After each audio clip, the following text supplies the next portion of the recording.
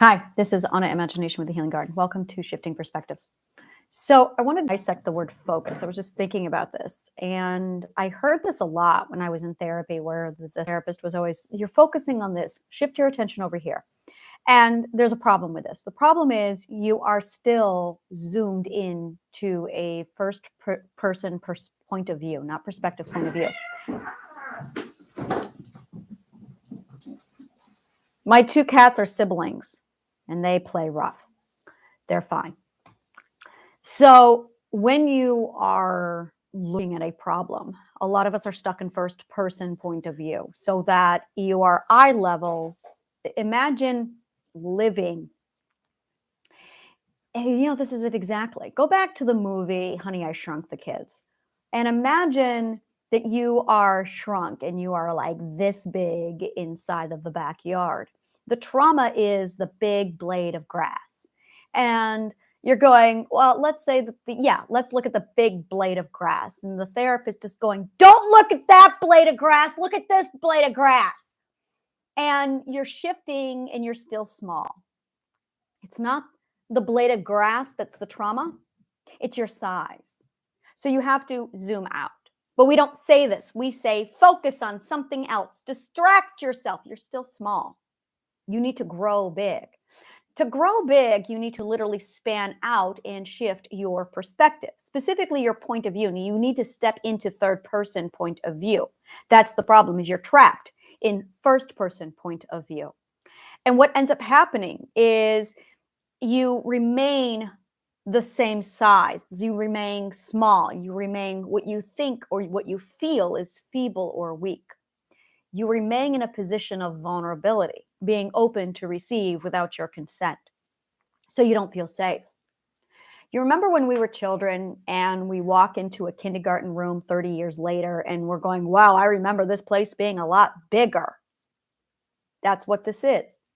It's because you have grown, you've unshrunk. And so your perspective is now third person point of view. So you are now a giant looking down at the village of Lilliput.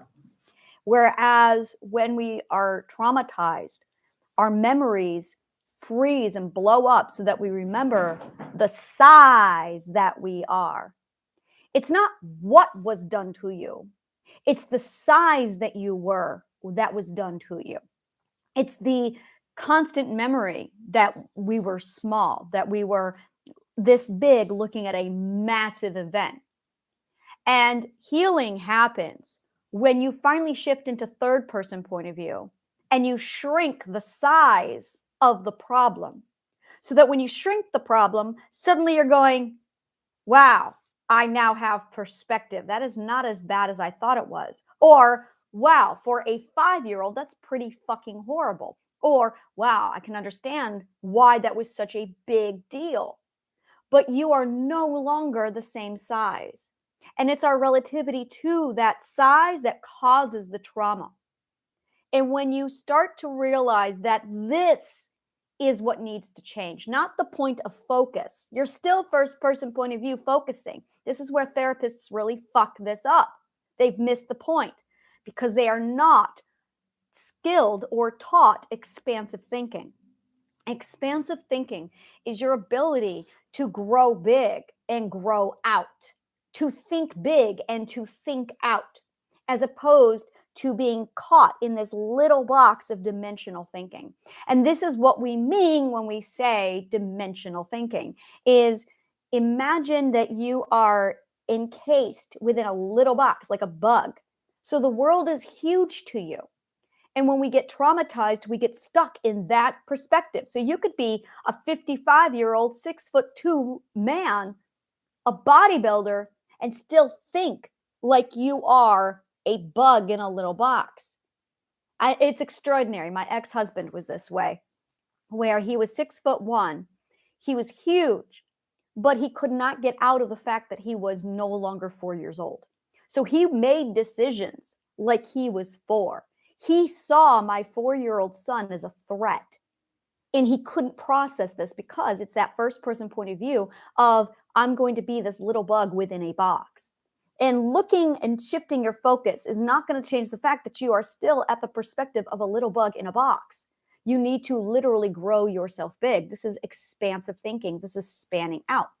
And when you do that, it's a completely different way. It's literally taking yourself outside of the box and then shrinking the box, growing you bigger so that you become this dominant force where you can now look down at your own situation with an outsider's point of view.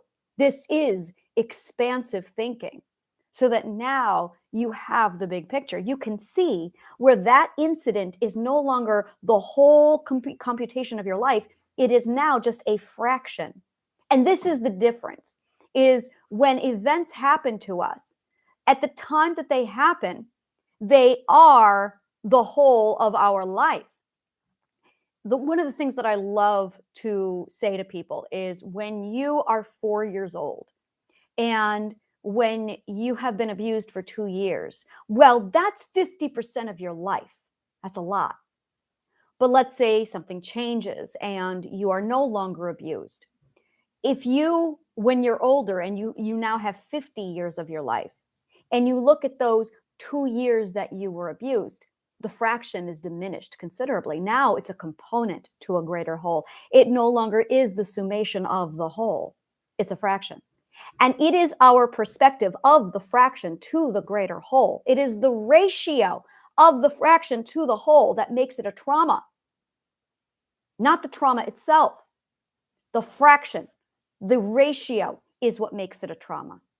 And the problem is we get stuck in that first person point of view where we are still looking at components and we can't see anything but the component, as if we were shrunk looking at a giant blade of grass. And when we say shift your focus, that's not going to help. That's not what needs to get done. What needs to get done is you need to span out, recognize that this horrible event is just a fraction, a component of your life, a small one at that. Maybe it lasted for decades, quite possible.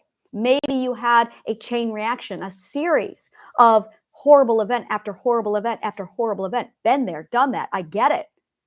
And at that point, when you make choice and you suddenly grow yourself bigger so that you can now look down at all of your different components, you can understand, oh, it's just part of my story, but it's not the story itself. It's just a chapter, a really fucking shitty chapter. Maybe the shitty chapter went on for several chapters, but it's not the whole story.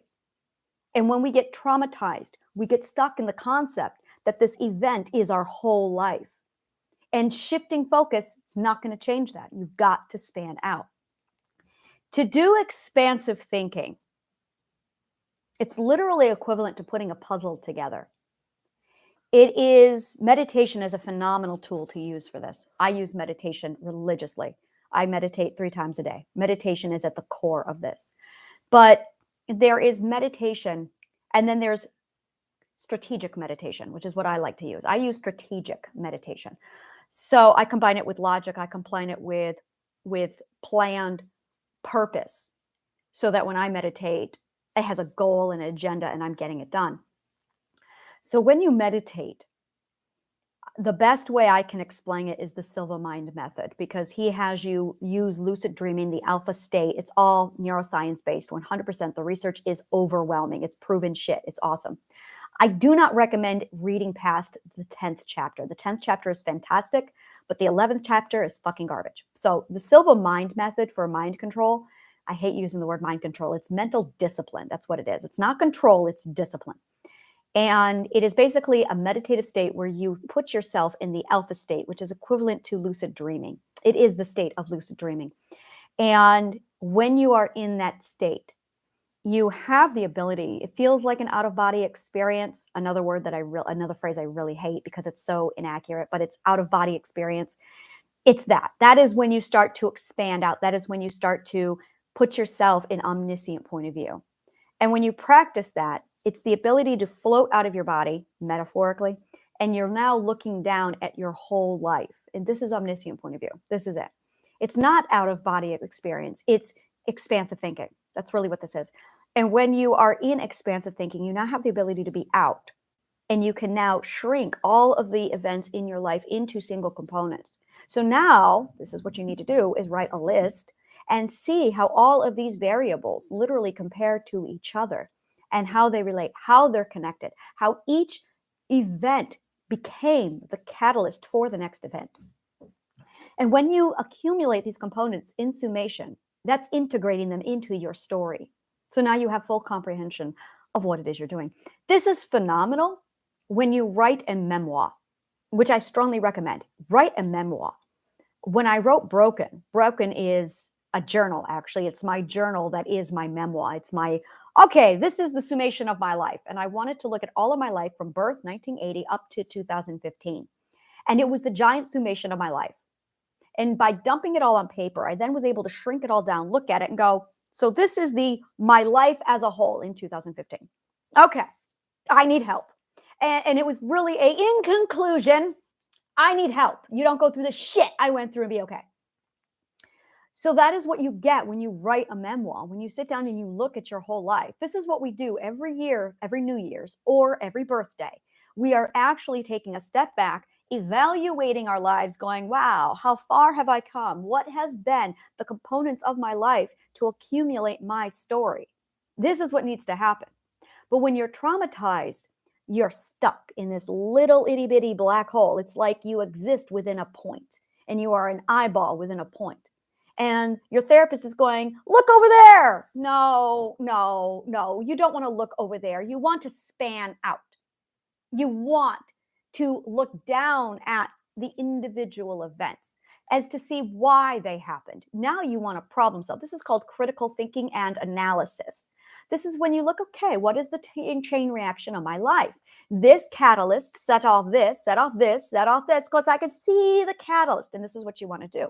Your life occurred because of a series of events that was set off as a chain reaction from each choice that was made, from each catalyst that was interfered with. Every single one, every life, this is what life is. It is a chain reaction of events from a single point, a catalyst. So the question is, what is the original catalyst? What is the point of origin? Now you want to go back to the beginning. Your parents, I'm going to make it easy for you. Your parents are the point of origin. Your parents are 100% your point of origin. Any therapist who is not talking to you about your mom and dad is a waste of your time. I'm going to say that again. Any therapist who is not talking to you about your mom and dad is a waste of your time.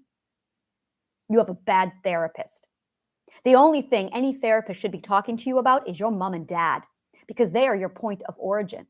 They are the chain reaction that set off all of this, like a giant firecracker chain that just went pop, pop, pop, pop, pop. Now you can talk about, well, why did this happen? Because this happened. Well, why did this? Because of this happened. Well, why? Because of this happened. Wasting your time. Your parents happened. They are your point of origin. That is where it begins.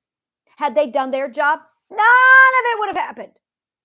Had they done their job, everything else is a consequence to the competence of your parents. Had they done their job, they may have been great people, but bad parents. Don't confuse the two. A lot of people do. Had they done their job, you would have had the knowledge, the foresight, the education, the parents, the ability to go, this is a bad situation. I should not be here. Had mom and dad done their job. Because of mom and dad's incompetence as parents, they done fucked you up. It is always their fault. Always. Because bad parenting exists. Good people with good intentions with bad parenting skills. Happens all the time. It doesn't mean you hold them accountable. It means you understand. That's all you're trying to do. You just need to understand. You don't need to confront your parents. You don't need to call them up and say, Mom and Dad, you fucked me up. No. You just need to understand that they are what happened to you because of what happened to them, because of what happened to them, because of what happened to them. So now you understand the point of origin. Now you can fix it. Now you can fix it. Had my parents done their fucking job properly, I never would have been beaten, which never would have put me in a mindset to look for an abusive fucking freak of an ex-boyfriend who would not have chained me up, who would not have groomed me for the pedophile who found me at 15, who would not have raped me for 5 years and on 9/11, who would not have then caused me to go look for a husband to save myself, which would then, it's all a chain reaction from my parents who done fucked up. And once you start to realize that they are the catalyst of your fuck-uppery, Well, now you can understand where it all went wrong, but most importantly, where it all needs to get fixed. When did they fuck you up? Were you 2? Were you 3? Were you 4? That matters. Because if you were 2, you need to go back to the second ethical perspective. And if you were 3, you need to go back to the third ethical perspective. And if you were 4, you need to go back to the fourth ethical perspective. There's a good chance you never made it past that point. There is a good chance that at some point you decided at 2, 3, or 4 that you were going to be a 6 and they said no. So this is where everything all got fucked up.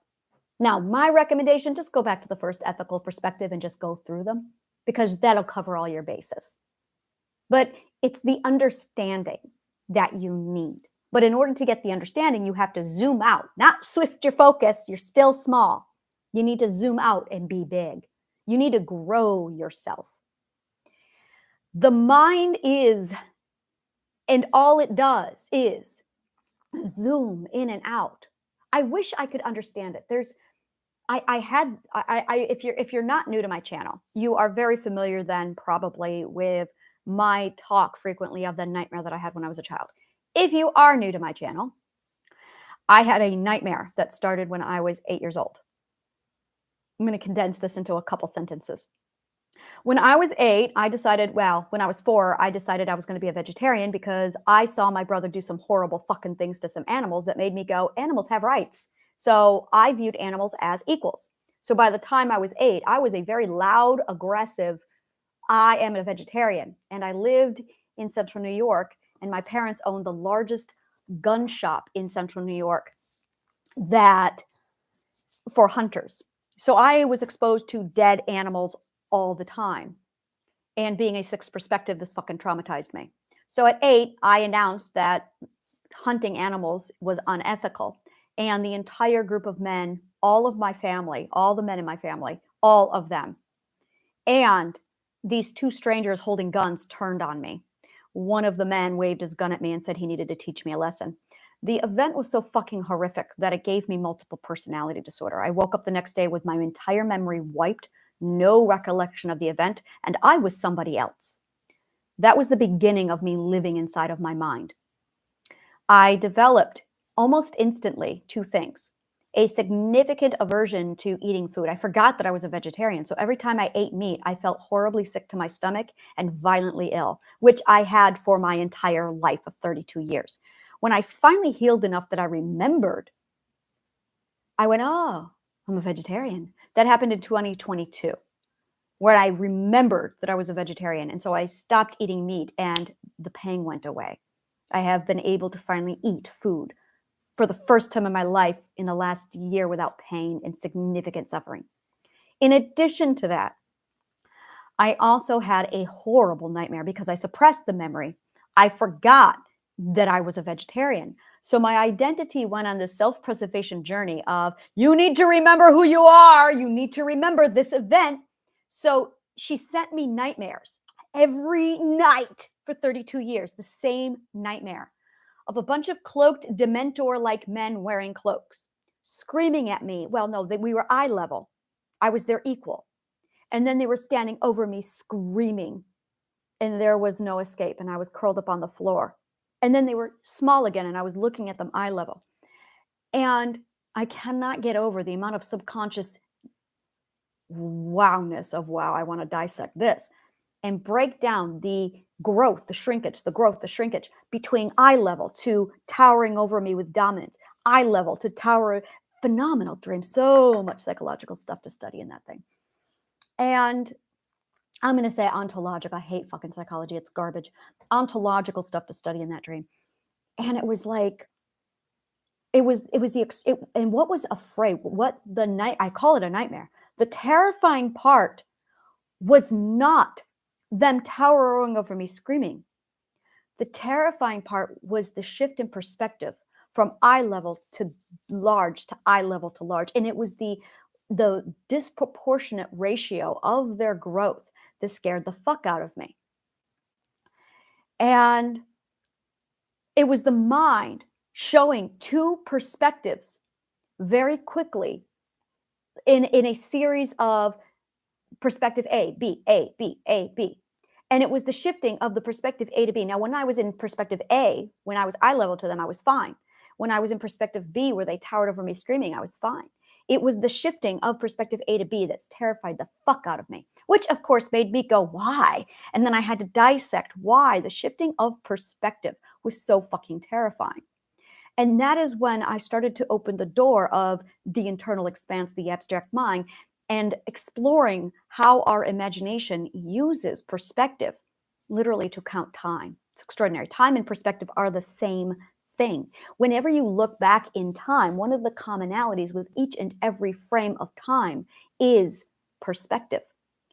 And if you just give a 1921, I say the year 1921, you have a perspective in your mind.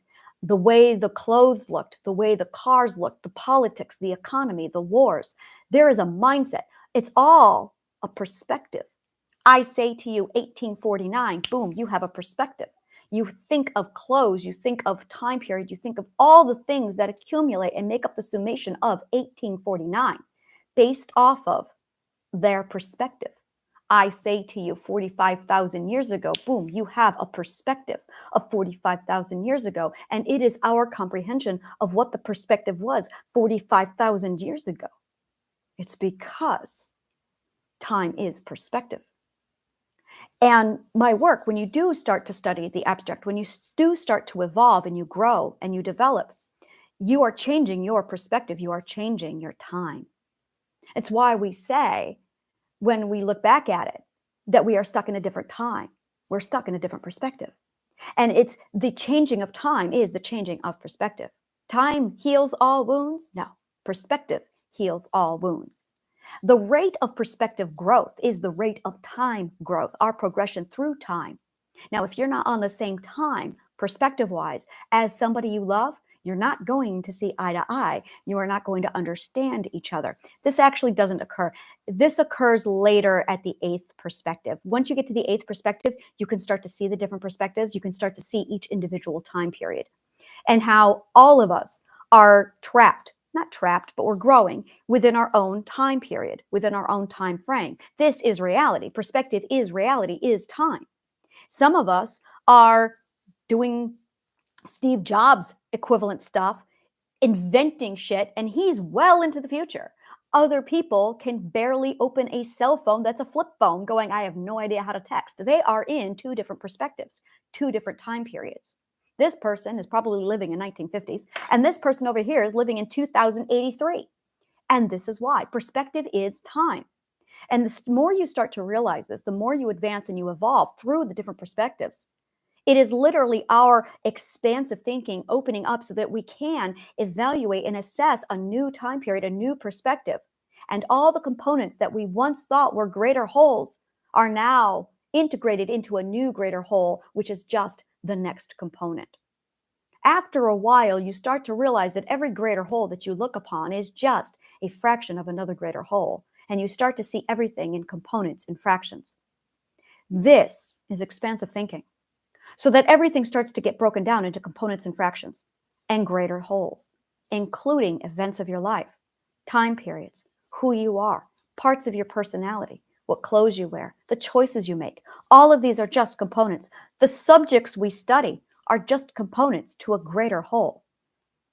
My mastery is accumulating all of the subjects that are just components and integrating them into a greater whole, and I study that subjects. That's ontology. Is when you study all of the subjects and then you go, oh, they're just components. And then you merge all 12 masters together and then you study the greater whole.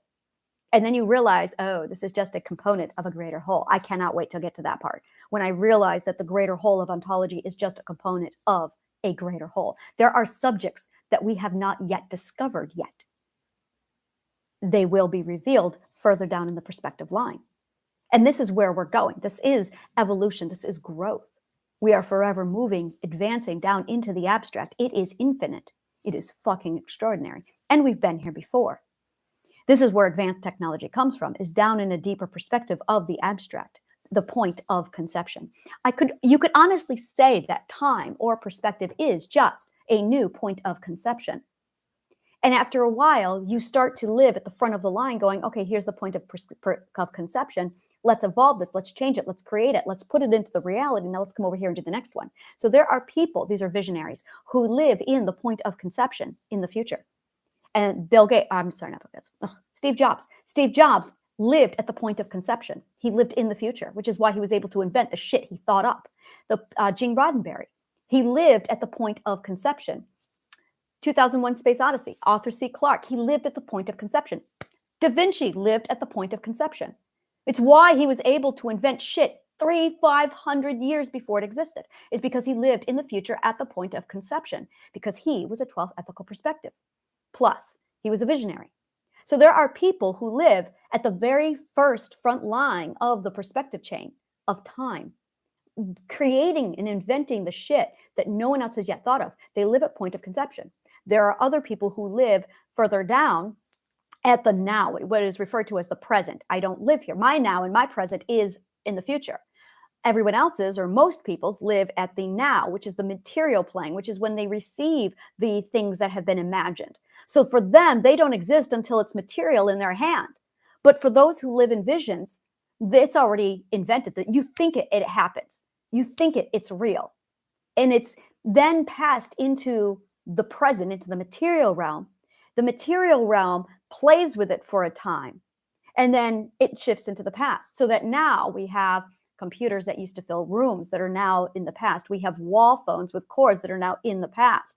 In the meantime, the people in the present, in the fourth common perspective, are receiving new ideas and new concepts, looking into the future at what people are inventing. Meanwhile, the people who are doing the inventing are already there at point of conception creating. These are the creators. And this is the difference between where you are in life and where you want to go. The further you advance, the further you become intelligent, the more logical you become, the further down this perspective you get. It happens around the seventh ethical perspective. The seventh ethical perspective begins the visionary cycle. And that's when you start to step into the future. And then you proceed. And the less resistance you have, the less trauma you have, the faster you grow. And now your rate of growth picks up. And the frequency within the visionary line is far faster than the frequency that's in the common perspective, the foundationals of the cultivators. They move at a much slower frequency. They are incompatible. So they're not incompatible. They're incompatible. The frequencies are absolutely incompatible. So what we are seeing right now, and there's only like 8 perspectives that can exist at the same time. So it's shifting. And that's what we're seeing right now is the end of the 4th perspective era, and it's moving into the 5th ethical perspective. And when you are looking at trauma, this is a very foundational mindset because the fear system has been frozen at the foundational level of the 1st, 2nd, 3rd, 4th perspective, where you can't see beyond that first person point of view at the problem. And once you learn to use expansive thinking to span out so you can get the comprehension of, oh, that event was just a component. That's the trauma. When you are looking at a traumatic event, you are looking at event as a whole. And it's not a whole. It's just a component. It's just a fraction. It's just a piece. You should not be shifting your focus. You should be spanning out and acknowledging that this one horrible event, or even a series chain of events that are fucking horrible, are just components to a greater whole. And that once you realize that you are the author of your greater whole, it changes the game. Suddenly the trauma is like, all right, lesson to be learned. I'm going to turn this into a lesson. I'm going to problem solve it. I'm going to make sure I don't do that again. I'm going to make sure that I analyze the event so I know what I did wrong so that I can make sure that it doesn't happen again. Now you've changed your trauma event into a lesson. And when you do that, you are in control. You get your power back. You take your abuser and you turn your abuser into your teacher. It's a game changer. That's when trauma ends. And then your learning skills pick back up and you advance deeper into the abstract. It's fucking extraordinary shit. Thank you so much for your time. And may the kindest of words always find you.